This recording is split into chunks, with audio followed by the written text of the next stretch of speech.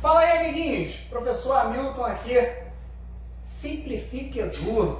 A equipe Simplifica Edu acabou de trazer para vocês, né, um conteúdo gratuito de pré-cálculo, tá? Qual eu vou fazer parte aí, né, como instrutor para vocês do conteúdo aí de pré-cálculo. A gente vai falar de muita coisa de teoria e também fazer algumas questões, tá?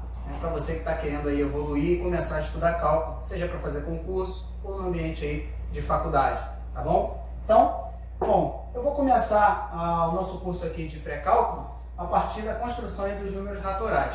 Na verdade, eu não vou nem chegar a construir esses números, eu só vou definir mesmo, tá bom? E mais para frente a gente vai entender como cada conjunto é construído, tudo bem? Bom, os números naturais. Os números naturais, na verdade, eles são construídos por um conjunto de axiomas de um cara chamado Giuseppe Peano, tá? Mas isso só se estuda um pouquinho mais para frente quando você começa a estudar análise, tá? Então aqui a gente só vai definir mesmo quais são os números e a regra geral, né, que faz com que você construa alguns outros números naturais. Bom, então começa o seguinte, ó. O primeiro número natural por definição, tá, é o zero. Bom, vou deixar bem claro aqui que existem controvérsias em relação a isso, né? Sobre zero ser natural ou não. Zero ser natural ou não é uma questão de conveniência. Tem correntes de matemática que acreditam que seja, outros não. Aqui no Brasil, no âmbito de concursos, tá, normalmente se trata zero como natural, apesar de muitos professores não acreditarem. Eu, pessoalmente, não tenho uma opinião muito bem formada, mas eu tendo mais a não acreditar que seja natural do que acreditar que seja. Tá? Mas para fins de objetivo desse nosso curso aqui, tá? Vamos tratar zero como natural, porque é assim que cai na maioria dos concursos. Beleza? Então vamos lá. Bom, então o primeiro número natural, por definição, chama-se zero. Tá bom? A partir dele, a gente consegue construir, através da função sucessor, todos os outros números naturais. Então a gente toma o zero, o sucessor do zero é tomar o zero mais 1. Tranquilo? Então o próximo número natural seria o 1. E a partir do 1, a gente toma o sucessor de 1, que seria o 1 mais 1. E 1 mais 1 seria 2. Beleza? É mesmo? Da mesma forma, a gente vai fazendo até construir, né, todo o conjunto. Claro que não dá para a gente construir todo o conjunto, porque tem infinitos números. A gente não vai ficar aqui até o infinito fazendo. Não consegue, né? Beleza? Mas a ideia geral por trás do conjunto é essa. Tá? Existe também uma coisa chamada antecessor de um número. Tá? Todos os números naturais possuem antecessor, exceto o primeiro número natural por definição. E veja que eu disse o primeiro número natural por definição, e não o número zero. Tá? Porque a gente, no nosso curso aqui, definiu o zero sendo o primeiro número natural por definição. Mas existem livros, autores que tomam o primeiro número natural por definição como sendo o 1. Tá? Porque eles são da corrente de matemáticos que acreditam que apenas o 1 seja o primeiro número natural e 0 não seja um número natural. Beleza? No nosso curso, tá? O único número natural que não vai ter antecessor será o 0. O 1 tem antecessor. Quem é o antecessor do 1? É o 1 menos 1, que é o 0. Quem é o antecessor do 2? É o 2 menos 1, que é o 1. Quem é o antecessor do 3? É o 3 menos 1, que é o 2. E por aí vai. Belezinha? Existe um outro conjunto, né, que a gente representa como naturais não nulos. Que é só colocar um asterisco aqui, tá, no símbolo do conjunto dos números naturais, que é a saber, é um grande N, tá, com duas barras assim, tá? É um N tendo duas barras aqui nessa primeira parte aqui da letra, beleza? Então a gente coloca um asterisco, tá, aqui no canto superior à direita dele, para representar que a gente está excluindo o elemento zero desse conjunto. Então a gente tem aqui 1, 2, 3, 4, 5, 6 até infinito, beleza? Bom, agora os números inteiros. Muitas pessoas acham que são as mesmas coisas, né? Você tratar inteiros positivos e naturais, a gente vai ver que não é muito bem por aí não. Vamos ver o que é um inteiro. O inteiro normalmente se constrói de uma outra forma, mas eu vou falar aqui para vocês, tá, da forma ali que a gente aprende na nossa escola, no ensino médio, tá, lá no ensino fundamental, que é o quê? O professor fala para você, ó, esses aqui são os números naturais. Você vai tomar os números naturais não nulos, vai tomar os opostos desses números. O que é o oposto? É esses números com sinal de menos antes, né? Com sinal negativo, aqui, ó. Tá vendo? E aí você toma todos esses números que são números negativos, os números positivos e o zero, que não tem sinal. O sinal dele é chamado nulo, tá? O sinal dele se chama nulo. Tá? Não é que ele não tenha sinal, ele tem o sinal que se chama nulo. Então a gente tem aqui números negativos, aqui a gente tem números positivos e aqui a gente tem o número que é nulo. O sinal dele é nulo. Então, a primeira coisa que a gente aprende errado normalmente é quais são os sinais dos números reais? Aí todo mundo levanta a mão e fala. Ah, são dois sinais, positivo e negativo. Ah, é? Qual o sinal do zero? E bugou a mente. Por quê? Porque aprendeu errado. O certo é nulo o sinal do zero. Sinal dos outros números aqui após o zero, positivo. Sinal dos números antes do zero, negativos. Beleza? E aí existe também o conjunto dos inteiros não nulos, que é todo o conjunto dos inteiros tirando o zero. Tá bom? Beleza? E tem o conjunto dos inteiros não negativos. Não é porque tem esse mais aqui que é o positivo não, hein?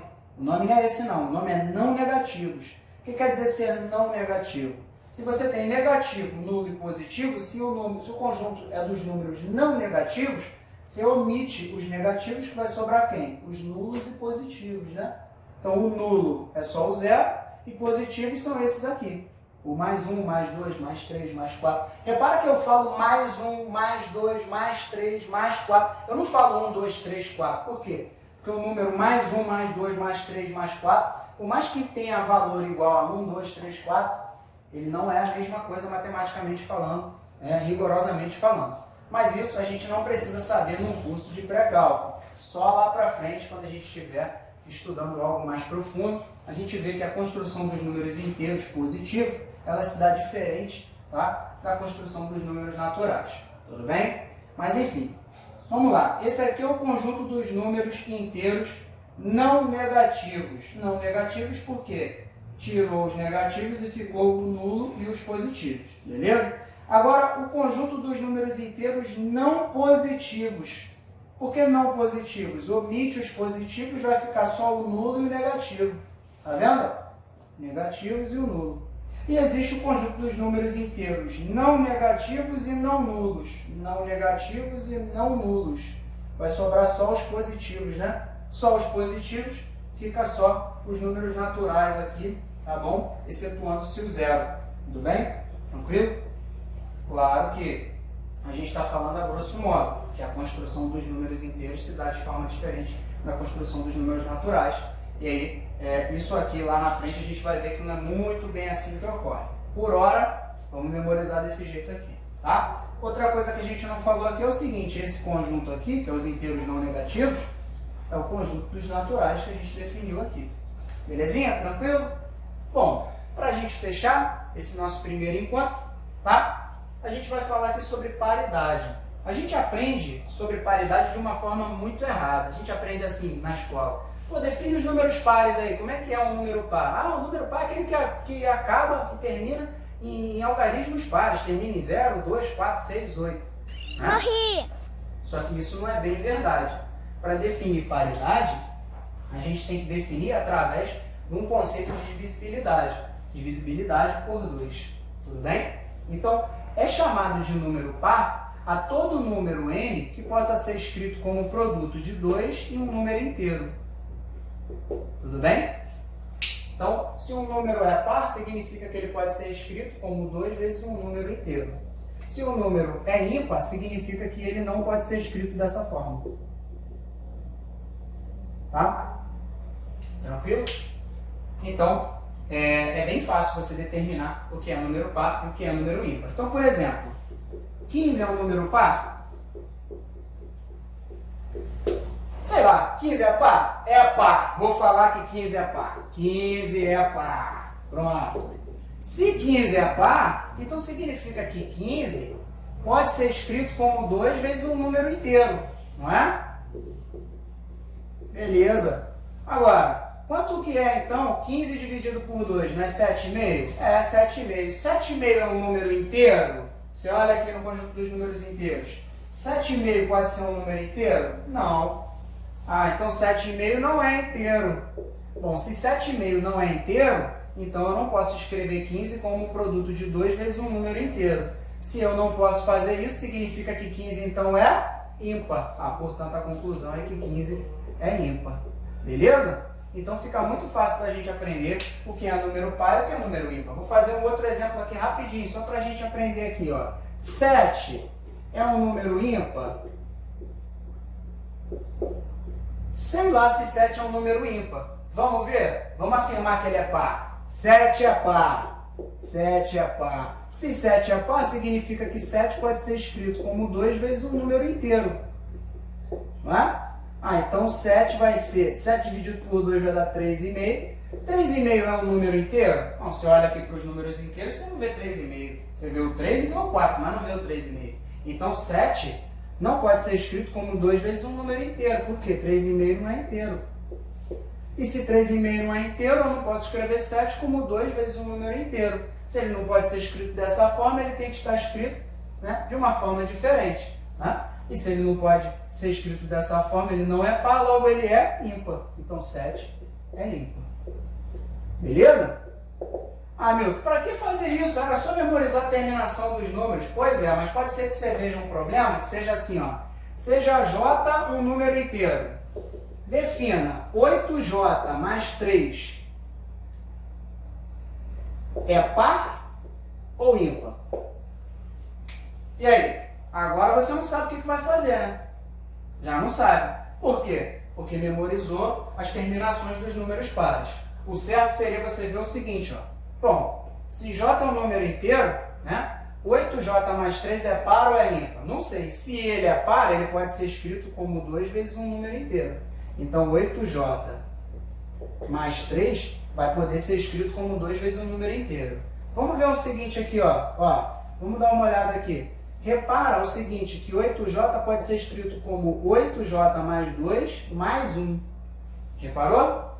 Legal? Bom, repara o seguinte aqui, ó, que 8J mais 2, posso colocar o 2 em evidência. Vai ficar assim, ó, 2 em evidência, 4J mais 1 mais 1. Legal? Agora repara aqui, ó, esse número aqui, 4J mais 1 não é um número inteiro? Por quê? J é inteiro, então o quádruplo de J também é inteiro. E o sucessor do quádruplo de J também é um número inteiro. Então aqui, ó, é um número inteiro, K'. Então a gente vai ficar com 2K' mais 1. Beleza? Tranquilo? Agora olha só. Se eu tenho 2K aqui de um lado, eu tenho um número par. Não é? Se eu tenho 2K' aqui, eu também tenho um número par. Se eu tenho 1 aqui somado, eu tenho o sucessor de um número par. Perfeito? O que é o sucessor de um número par? O sucessor de um número par é sempre um número ímpar. Porque os números inteiros se sucedem da seguinte forma. Par, ímpar, ou ímpar, par. Nunca é ímpar, par. Não existe isso. Sempre vem um par, depois vem um ímpar. Então eu vou ter aqui o par adicionado de uma unidade. Na verdade, isso aqui é um número ímpar. Não é? Agora, pode um número ser ímpar e par ao mesmo tempo? Não pode. Então, isso aqui é um absurdo, afirmar que ele é par. Né? Eu afirmei que ele era par para mostrar que, na verdade, o resultado vai ser absurdo. E se é absurdo que ele é par, então é verídico que ele seja ímpar. Beleza? Então, resposta para essa nossa pergunta. 8J mais 3 é um número par? Negativo. Não é. Perfeito? Espero que você tenha entendido, tá bom? E tenha curtido bastante aí essa nossa primeira explanação acerca do pré-cálculo. Aguardo você numa próxima oportunidade. Até lá!